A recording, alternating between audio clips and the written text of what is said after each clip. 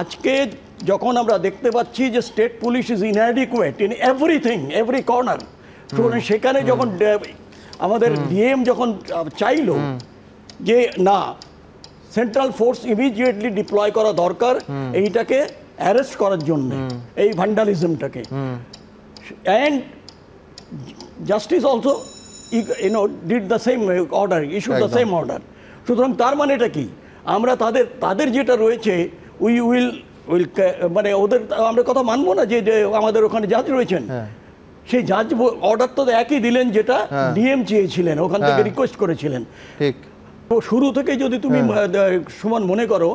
যে central force particularly BSF malign করার একটা শুরু থেকে চলছে, আমি বলছি যদি এতই খারাপ হয়, why don't you government of ইন্ডিয়াকে বলো যে আমরা এই ফোর্স চাই না,